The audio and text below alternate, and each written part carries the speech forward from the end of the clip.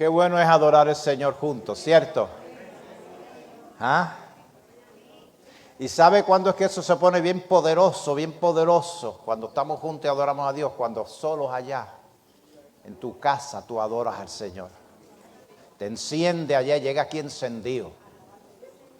Entonces todo el mundo llega encendido, ¿qué pasa? ¿Qué es lo que pasa? ¿Se siente qué? ¡Fuego! ¿Cómo es que es lo que se enciende?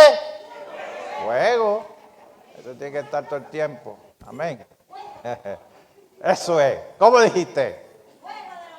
Santo. Lucha. Mira, culpa de Luis.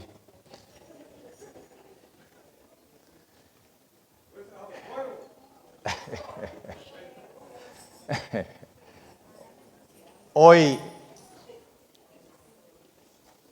vamos a hablar acerca de la entrada triunfal de nuestro Salvador, el Señor Jesús. Prácticamente, casi mundialmente se celebra este día, con excepciones de algunos países, ¿verdad? Algunos lugares donde no es permitido. Y hoy nosotros recordamos ese día. Y gracias a Dios que nos ha dejado su palabra para nosotros saber, conocer los detalles de lo que sucedió. El ministerio de Jesús duró aproximadamente de 3 a 3 años y medio. Pero todo el ministerio de Jesús, todo apuntaba hacia esta semana que se inicia hoy, o si se inició para ese tiempo, ¿verdad? Pero que nosotros hoy lo recordamos como un tiempo muy especial. Y a la misma vez, ese día de entrada triunfal se cumplían las profecías bíblicas en detalle de esta entrada. No como acostumbraban los reyes a entrar a un pueblo para recibir pompa y reconocimiento, sino que él vino montado en un asno, como bien hemos leído en las Escrituras. Montado en un asno, símbolo de paz y humildad, por lo cual Zacarías 9:9, tengo 2 personas que me van a ayudar aquí, Zacarías 9:9, hace aproximadamente 500 años que lo había profetizado.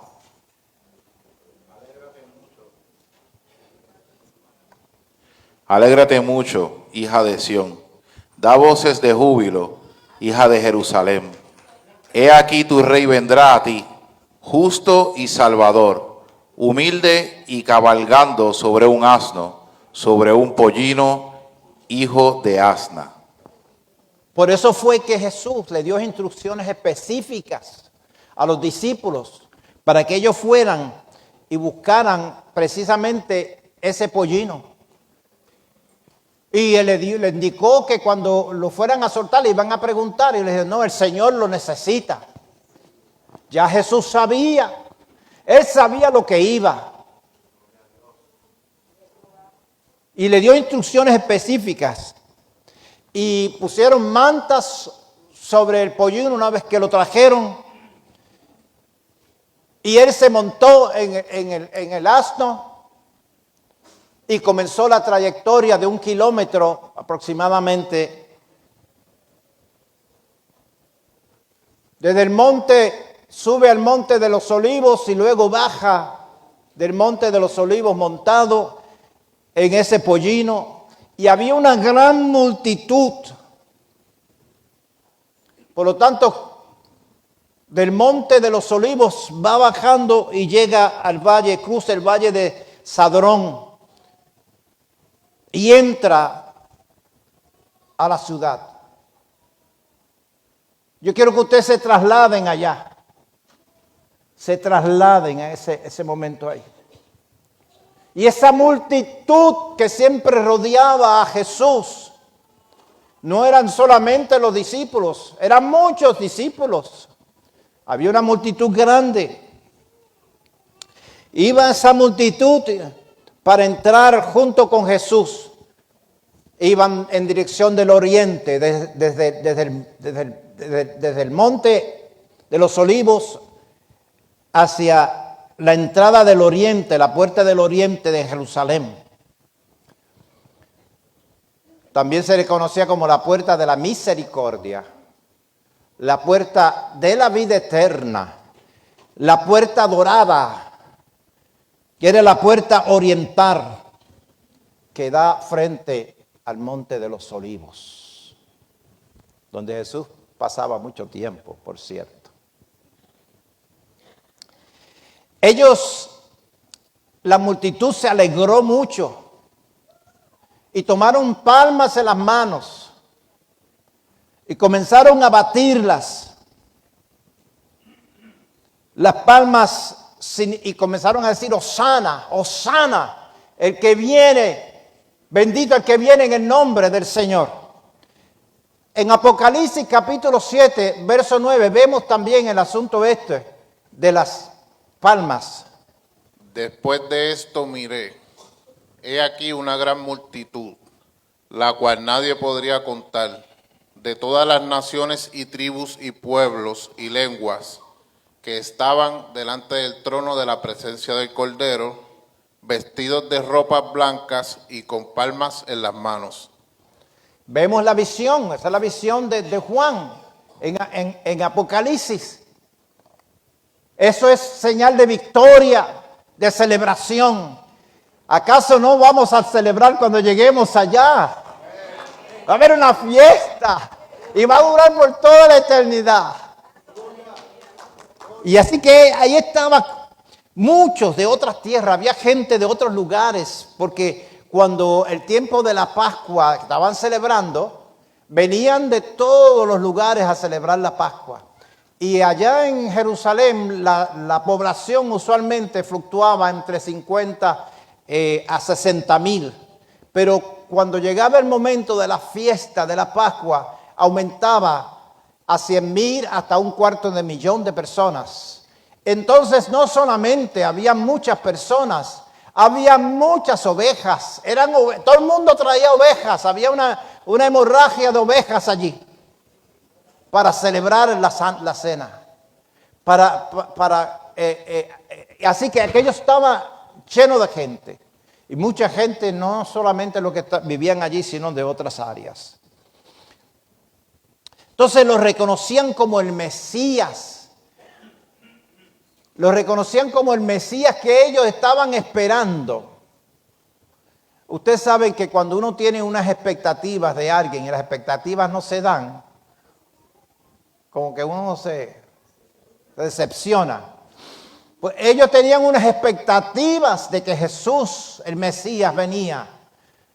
Por eso gritaban: Hosana, Hosana, el que viene en el nombre del Señor. Y ellos creían que Él venía a librarlos de la tiranía de Roma. Entonces entran por una de las 8 puertas que había en Jerusalén. Y se dirigían a esta puerta, que ahorita dijimos que se llamaba la puerta de la misericordia, la puerta... pero lo más importante que yo quiero que ustedes recuerden, la puerta oriental. Dígale que está a un lado, recuerda lo de la puerta oriental.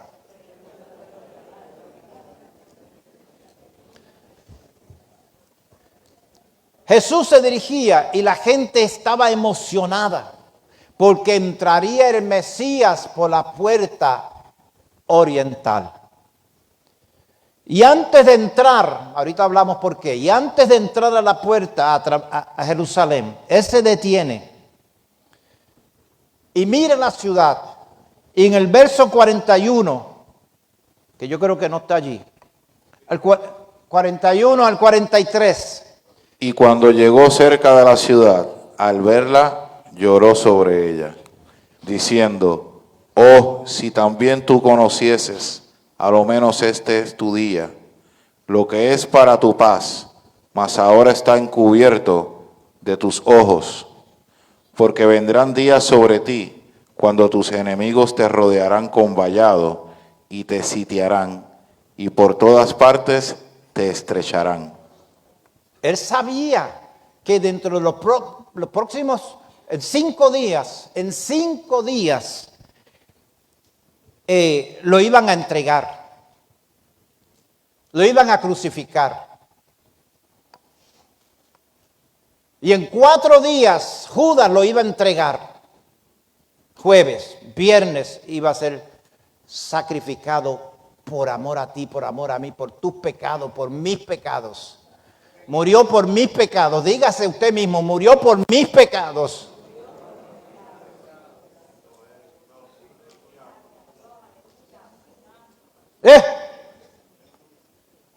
Él pagó mi cuenta miserable.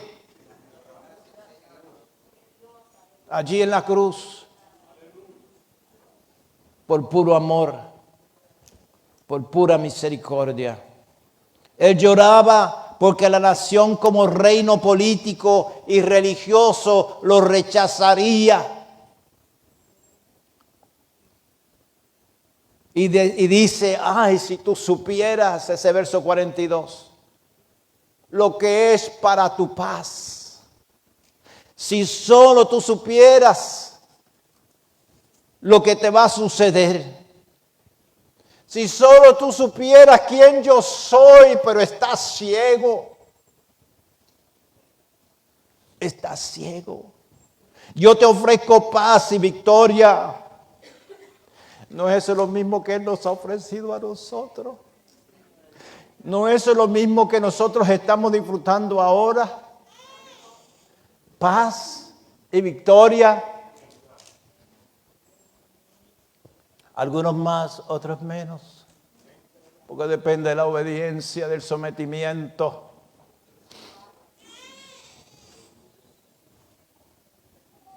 Llora porque dentro de 4 días Judas con un beso lo iba a entregar y el viernes lo iban a crucificar afuera de la ciudad.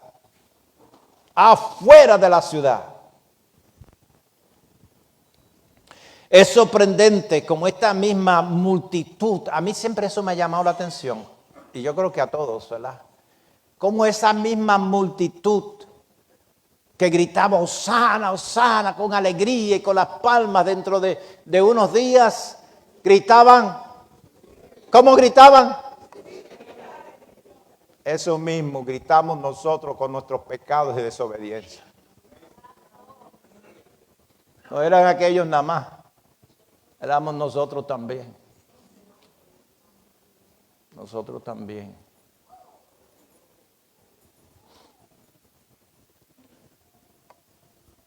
Así que es sorprendente eso, pero eso fue lo que sucedió.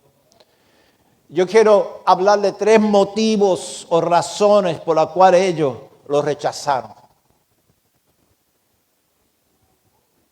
3 motivos, 3 razones. En primer lugar, porque tenían poca revelación de las Escrituras. Por eso Él le dice, como en Mateo capítulo 9, verso 42. ¿No lo tienen ahí, señores?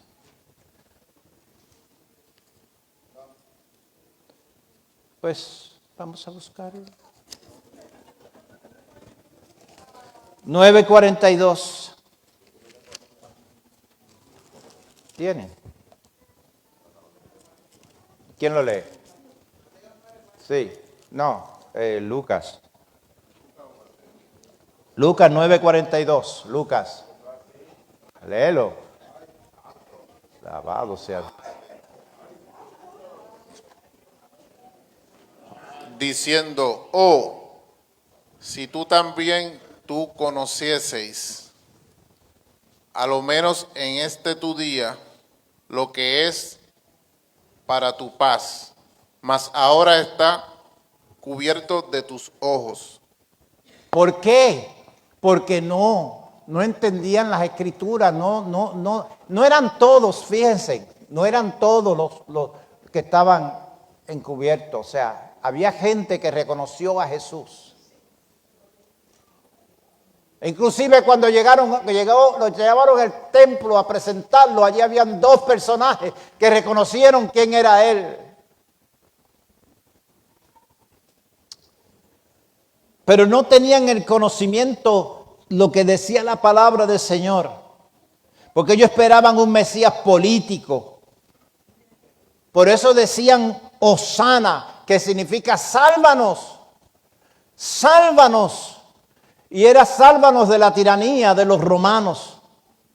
Ellos leían la Torá todos los sábados en el templo, pero sin embargo no tenían la revelación. Solo viene cuando uno acepta a Jesucristo. El velo se quita cuando aceptamos a Jesús. Cuando una persona no tiene a Cristo, no entiende los locos evangélicos esto. ¿Cómo que se pasan metidos en la iglesia? Porque hasta que tú no rindas tu corazón al Señor, no vas a poder disfrutar esto ni conocer esto que nosotros experimentamos. Que no te podemos explicar cómo yo explico que soy salvo. Yo soy salvo porque no sé, yo sé que soy salvo.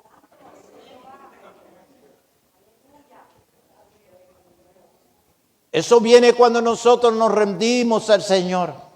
Así que sin Cristo el velo no se quita, porque el hombre natural no puede contender las cosas espirituales.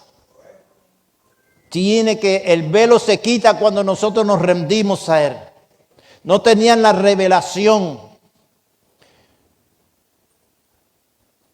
Porque lo primero que ellos esperaban, y no era lo que iba a venir, no era un gobernador, ni un rey político, ni siquiera venía como un león. Él venía como un cordero. He aquí el cordero, dijo Juan, de Dios que quita los pecados del mundo. Ellos esperaban un político. Él vino como cordero, Él vino como siervo. Eso es lo que vamos a ver también el jueves. Siervo, como siervo.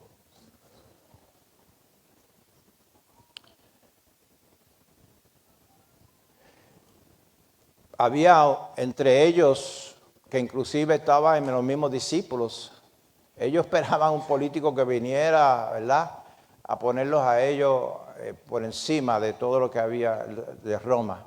Bueno, había uno de los discípulos que se llamaba Simón el Celote. Los celotes, y ese nombre viene de un grupo antaño que había, que querían tomar a Roma a la fuerza, o sea, con violencia. Y ellos esperaban que el Mesías viniera así también, con violencia. Así que existía nacionalismo radical. De hecho, los discípulos en un momento dado le preguntaron al Señor que si Él restauraría el reino de Israel. Antes de que Él se fuera, que si Él restauraría el reino de Israel en esos tiempos. Los mismos discípulos. Pero por falta de revelación no entendían que Él venía como un cordero. No buscaba la gloria que ofrece el mundo como esperaban los líderes políticos y los líderes religiosos de ese tiempo. De hecho, Satanás, inclusive en el desierto, ustedes saben que le ofreció a Él. Le mostró todos los reinos del mundo. Le dijo, sí, esto es mío. Y a quien yo quiero se lo doy. Y nosotros sabemos que hay gente que Satanás le está dando en bandeja de plata muchas cosas, especialmente a algunos artistas. Que de momento nadie los conoce. Y de momento están podridos de chavos que no saben qué hacer con el dinero. Porque Satanás es el dueño hasta cierto punto. Pero él tiene... Así que hay que tener cuidado con eso. Así que los mismos discípulos en Juan, creo que es capítulo 6, verso 15... Pero entendiendo Jesús que iba a venir para apoderarse de él y de hacerle rey, volvió a retirarse al momento él solo. Fíjese, al monte, sí. ¿Ah? Y yo me imagino que aquello sabía riquísimo, porque lo que hace el Señor lo hace bueno. Mejor que Goya. Entonces ellos dijeron, no, este es, lo vamos a coronar aquí mismo. Entonces salió huyendo y se fue al monte ¿a qué? A orar. Ayúdame, Dios mío, que yo no caiga en esta tentación. Me imagino, no sé, ¿verdad? Eso cayó. A lo mejor no. Así, la primera razón por la que ellos entregaron a Jesús, no lo recibieron, no lo reconocieron, lo rechazaron.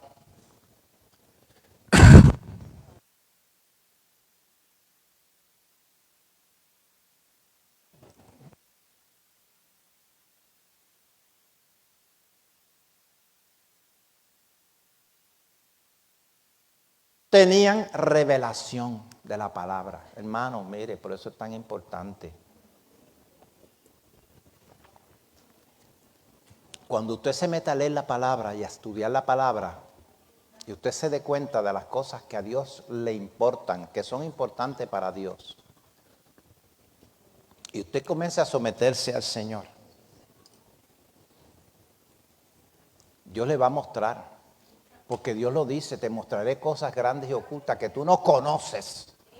Pero para eso tenemos que meternos en la palabra de Dios y dedicar tiempo a orar y a buscar su rostro.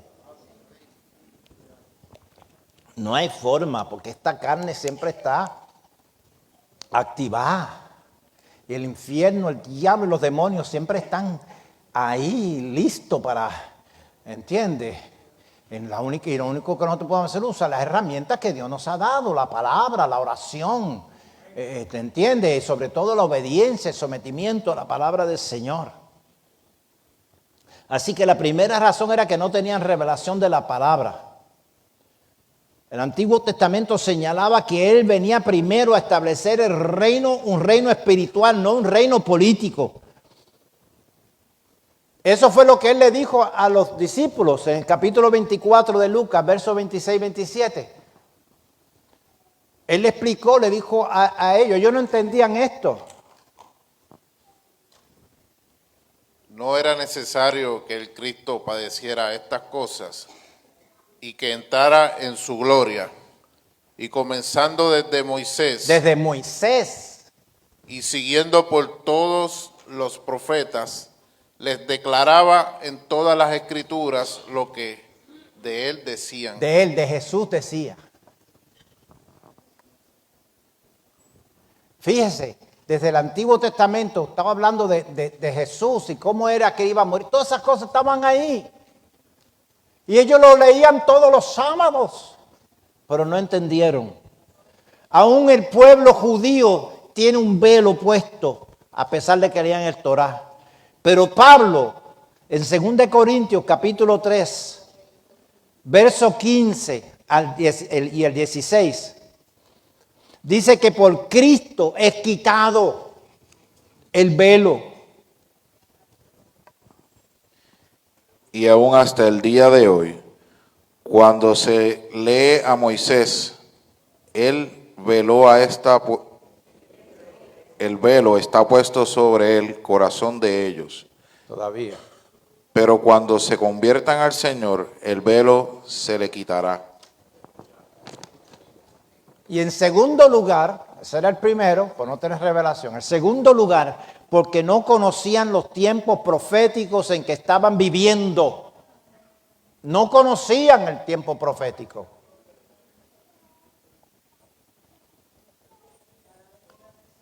Por eso él le dice, Jesús le dice en Lucas 19. Ya lo hemos leído anteriormente, pero vamos a volver a leerlo. Versos 43 y 44. Sí. Santo. Sí. Y cuando llegó cerca de la ciudad, al verla, lloró sobre ella, diciendo, oh, si tú también tú conocieseis, No conocían tiempo profético. Sigue. a lo menos en este tu día, a lo que es para tu paz, mas ahora está cubierto de tus ojos, porque vendrá día sobre ti, cuando tus enemigos te rodean con vallado y te Sitiarán. sitiarán, y por todas partes te estrecharán. Ellos no conocían el tiempo profético que estaban viviendo. Y yo creo que eso está pasando hoy en día también con la iglesia. Hoy en día eso está pasando. Cristo está pronto de venir. Está en las puertas. Y la iglesia es la primera que está dormida. Qué triste sería, papá, mamá, que Cristo venga, que usted se quede aquí junto con sus hijos. ¿Qué vamos a decirle a la gente? ¿Cómo vamos a vivir? Hay que hacer arreglos para el viaje, porque las trompetas van a sonar. Ellos no conocían el tiempo profético. En Mateo 16:3 le dice, hipócritas. Y por la mañana, hoy habrá tempestad, Hipócritas, saben que hoy leen los cielos y dicen, hoy va a haber tempestad. Ajá. porque tienen arreboles al cielo nublado. Hipócritas, ¿qué sabéis distinguir el aspecto del cielo, mas las señales de los tiempos no podéis? Allí estaba el Mesías frente a ellos, caminando, haciendo milagros y prodigios, hablándole, y ellos no lo veían, no lo conocieron.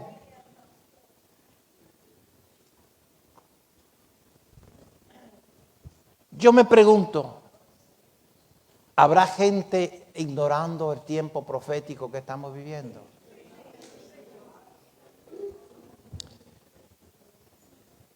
Vienen a la iglesia, pero no hay fuego, no hay expectativa, no hay temor reverente, no hay santidad, lo que hay es carnalidad. Vengo a la iglesia cuando no tengo otra cosa más importante.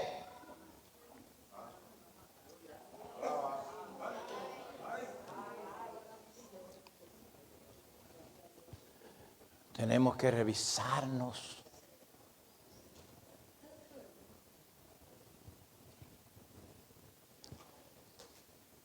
Gloria al Señor. Como dice la palabra, despierta tú que duermes y te alumbrará Cristo. Salmista en el Salmo 32, verso 8, dice, te enseñaré.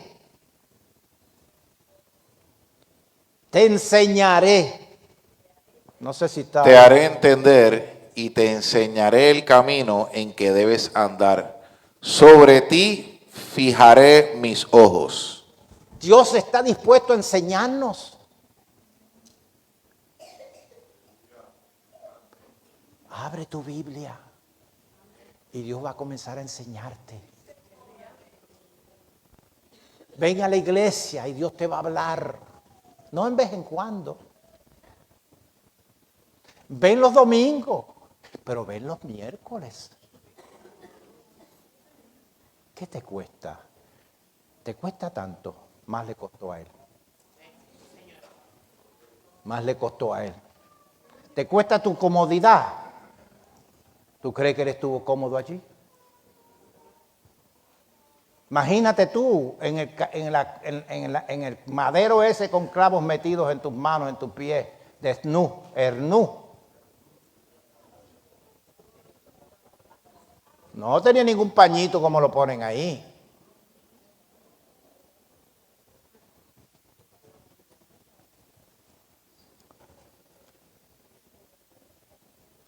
Te enseñaré Esto no es para todo el mundo, sino para los que están en comunión. Jeremías 23, 22.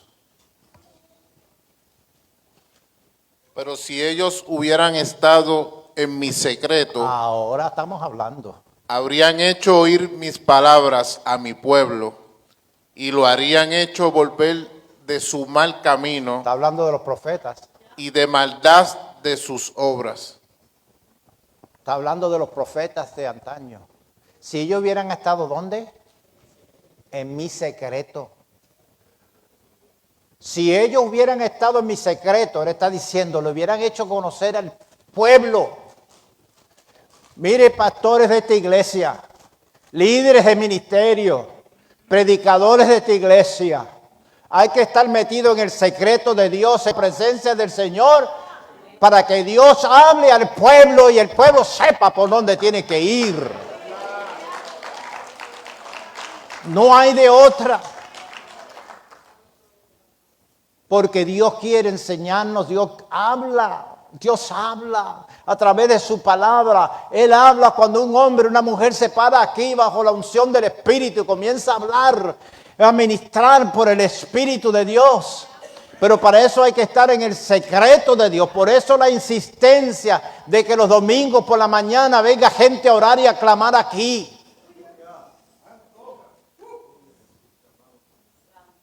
Necesitamos en este tiempo un fuego de Dios, una presencia de Dios, que los dones estén manifestándose, que hagan milagros y prodigios. Pero tenemos que ponernos de acuerdo para que eso sea una realidad. Tal manera que como pasaba en el desierto, que la nube lo dirigía de día, cuando la nube y el fuego de noche, cuando la nube se levantaba, ellos sabían. El secreto, estar metido en el secreto de Dios nos permite. Hay veces, esto es algo maravilloso, porque es que Dios le habla a uno. De momento, cuando menos tú lo imaginas, viene esa voz de Dios inconfundible. Oh, my Lord, que le habla. Esto quiero, por aquí quiero, por ahí no. Y ahí pasaban en el desierto, se levantaba la nube y ellos sabían que había que moverse. Para saber cuándo moverse. Hay un radar espiritual. Conéctate a ese radar. Hay que conectarse al radar espiritual de Dios. La Biblia dice que el último tiempo será como los tiempos de Noé. Mateo capítulo 24, versos 38 y 39. Porque como en los días antes del diluvio estaban comiendo y bebiendo, casándose y dándose en casamiento, hasta el día en que Noé entró en el arca, y no entendieron hasta que vino el diluvio y se los llevó a todos. Así será también la venida del Hijo del Hombre. ¿Qué hacían en ese tiempo? Comiendo, bebiendo, casándose, dándose en casamiento. Las cosas de Dios no eran importantes. Y llegó el momento, y por más que se predicó, llegó el momento, ¿quién cerró la puerta? ¿Fue Noé? Dios mismo cerró la puerta. Y va a llegar el momento que la puerta del rapto se va a cerrar cuando todo el mundo salga volando por ahí. ¿No te hagas así? No. Si no se va, no. ¿Recuerdas lo del ganso? Que estaba gordito, no podía volar.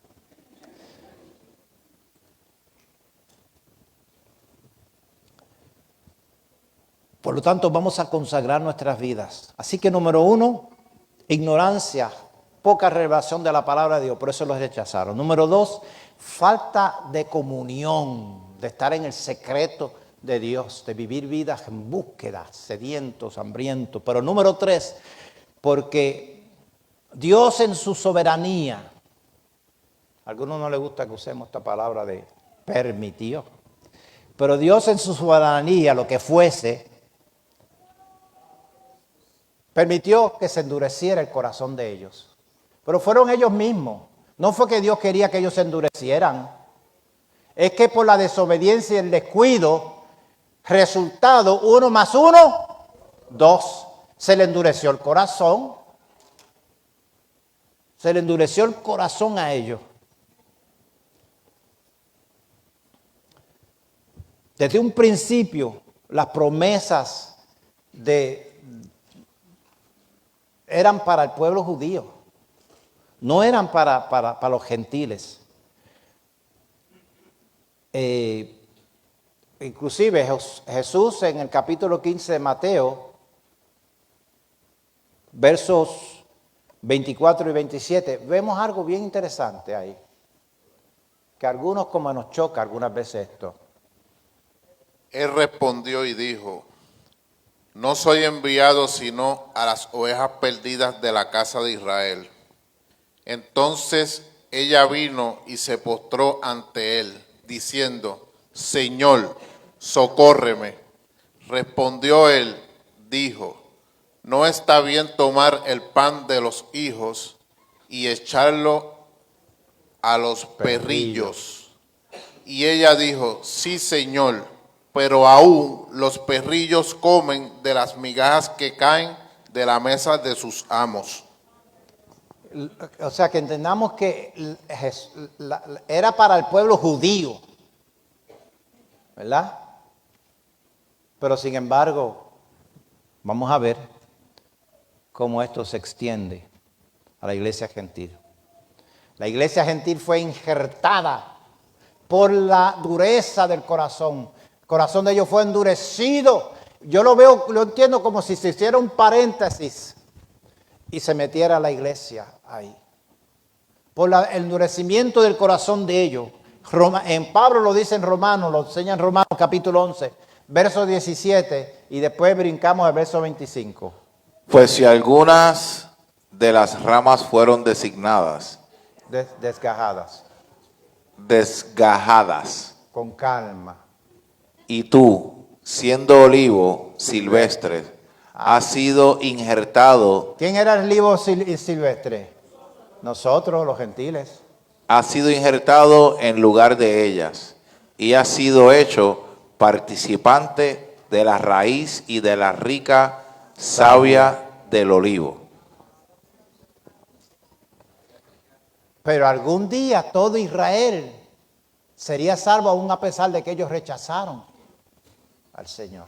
Lo dice la Escritura. Quiere decir que tú y yo éramos olivos silvestres. Y como le dijo aquella mujer, no es lícito darle la comida a los perrillos. Mire qué cosa, ¿verdad? Un poco fuerte, pero así. Pero también hay en Romanos capítulo 11, versos 26 y 27, que son los versos que siguen ahí. Vamos a leerlo.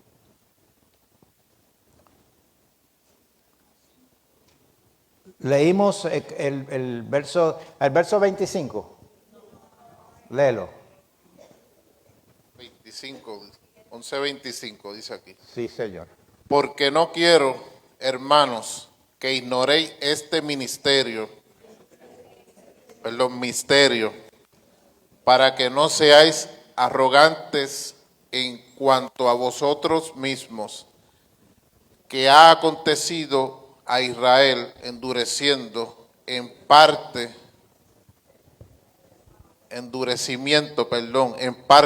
hasta que haya entrado la plenitud de los gentiles. Muy bien. Va a llegar el momento. ¿Cuándo es la plenitud de los gentiles? Vamos a ver. ¿Usted sabe cuándo se va a dar la plenitud de los gentiles? Cuando se dé el rapto. Ahí es la plenitud de los gentiles. ¡Shum! Cuando se dé la plenitud de los gentiles. Entonces, esos 7 años que va a haber un tiempo de paz y un tiempo luego de gran tribulación. No, Tribulación siempre ha habido. Y hay ahora mismo tribulación.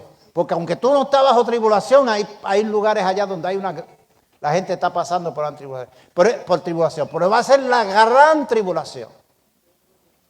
Entonces Dios va a tratar con el pueblo de Israel, el que lo rechazó en la entrada triunfal, los rechazaron, pero ya lo venían rechazando desde hacía tiempo ya. Así que algún día Israel va a ser salvo. Sabemos que el Antiguo Testamento, Dios le dice a Abraham en Génesis 22, 18, no lo vamos a leer, que en tu simiente singular, serán salvas todas las naciones. Por lo tanto, ya el Antiguo Testamento iba hablando acerca de nosotros. Porque Dios es soberano y ve todas las cosas antes que se desarrollen en lo físico. Dios es Dios. Sabemos eso por lo que nos enseña el Antiguo Testamento. En tu simiente singular, aunque vino a través de su linaje de Abraham, todas las naciones serían salvas. Entonces, por eso es que Juan en Apocalipsis ve una multitud de toda nación, toda etnia, todo lenguaje. Él la ve. No vio los judíos nada más. Los vio de todos. Pero ese rechazo trajo una maldición, unas consecuencias terribles. Primero, la destrucción de Israel y el templo en el año 70 por el general Tito, general romano Tito, en el año 70 lo destruyó. Jesús dijo en Lucas 19 que no quedaría piedra sobre piedra. Y los judíos fueron desplazados por todo el mundo.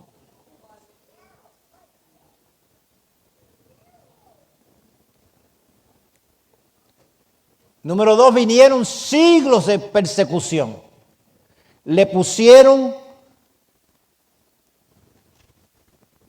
Lo arrestaron el jueves por la noche.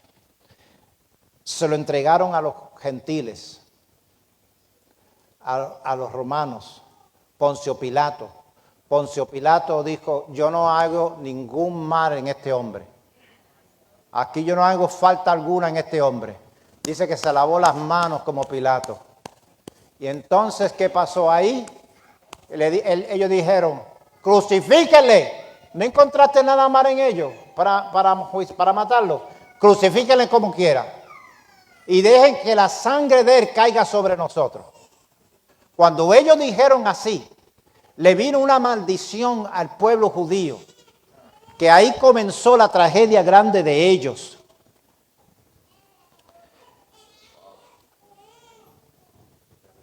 Cuando ellos salieron regados por todos los distintos países, los votaron de algunos países. España en 1442 los votaron de España y no podían llevarse ninguna de sus pertenencias. Pero si usted se fija, lo puede googlear. Países que rechazaron a Jesús, a los judíos, que los echaron. Un montón, los echaron. Un montón de países. Porque pidieron a Pilato que su sangre fuera sobre nosotros. Sí, durante el tiempo de rey España, Fernando y Elizabeth. Isabel. Aparte de eso, sufrieron el holocausto 6 millones, no 6,000, 6 millones de judíos asesinados de distintas formas. Yo me recuerdo que yo fui al lugar que tienen en Washington del holocausto, el museo. Ay, Dios mío, yo salí de allí llorando cuando yo vi aquello. Cómo esa gente los torturaron, cómo sufrieron terriblemente. Sufrieron el holocausto y así el antisemitismo se regó, odiando a Israel porque es el pueblo de Dios. Y número 3, la tercera consecuencia, que la gloria de Dios abandonó el templo. Eso es lo más terrible. En el capítulo 23 de Mateo, versos 37 al 39.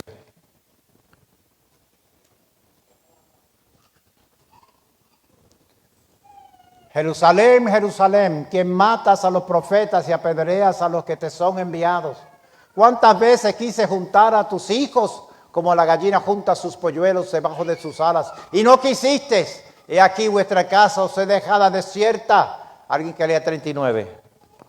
Porque os digo que desde ahora no me veréis hasta que digas, bendito el que viene en el nombre del Señor. La gloria de Dios. ¿Quién es la gloria de Dios? Jesús. Abandonó el templo. Esto fue profetizado en el Antiguo Testamento, Ezequiel capítulo 10, verso 18. Entonces la gloria de Jehová se elevó de encima del umbral de la casa y se puso sobre los querubines. Eso se profetizó 500 años antes. Fue rechazado. Y al ser rechazado, la gloria de Dios salió de la casa. ¿Por dónde salió la gloria de Dios? Por la puerta oriental. Precisamente por donde Jesús entró.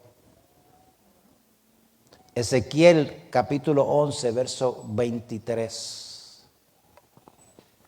Y la gloria de Jehová se elevó de en medio de la ciudad y se puso sobre el monte que estaba al oriente. Al oriente. De la ciudad. Salió la gloria de Dios de allí. Leímos anteriormente que hasta que ellos no reconozcan que lo crucificaron a él y que eres el Mesías, la gloria de Dios no vuelve otra vez a la casa, a Jerusalén y el templo. Fue por la puerta oriental, precisamente por donde entró Jesús. Mi hermano, un paréntesis aquí. La gloria de Dios no está en muchos templos.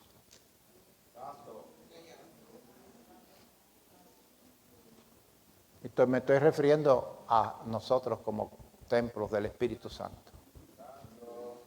La gloria de Dios. Muchas veces limpio por fuera, articulando la jerga y los movimientos, pero vacíos de la gloria de Dios. Sin vida, sin oración, sin lectura de la palabra de Dios. Puede haber un mover de Dios. Muchas veces vienen a los servicios y hay un mover de Dios hermoso. Y hay gente que se da cuenta de ese mover hermoso. Ellos están ahí inertes, sin vida, sin pasión.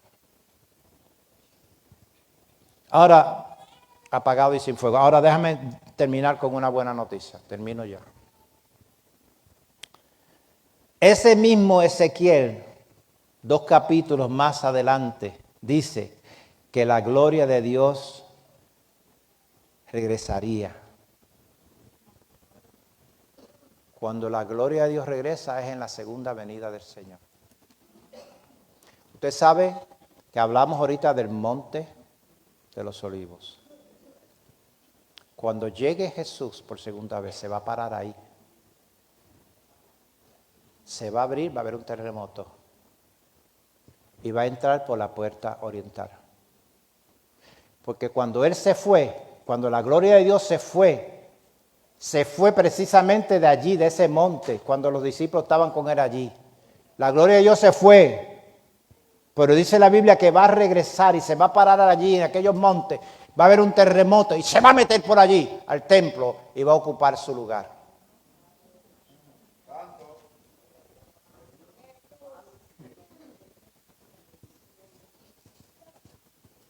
Por eso fue que Pablo dijo que le aconteció a Israel endurecimiento en parte, hasta que haya entrado la plenitud de los gentiles, que es el rapto de la iglesia. y entonces Israel será salvo. La pausa profética se dio por haber rechazado a Jesús, el Mesías, en ese momento de la entrada triunfal. Vamos a orar.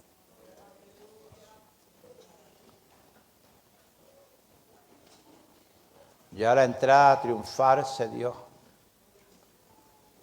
Pero hay posibilidad que aquí haya gente que todavía Cristo no se ha apoderado de su corazón y no ha entrado ahí triunfalmente para adueñarse de su vida. Todo esto para que usted entienda no solamente lo que pasó allí, sino que Dios te está llamando a ti. Él quiere enseñarte, dirigirte, que tú vivas en su secreto.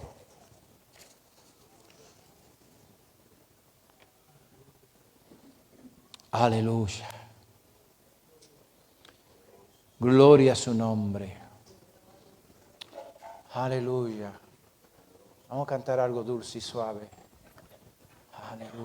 Qué bendición el que hayas podido estar en sintonía con este servicio. Espero que te haya servido de mucha edificación. Siéntete en la libertad de hacer cualquier comentario o alguna petición de oración. Así que sigue disfrutando de estos sermones. Dios te bendiga.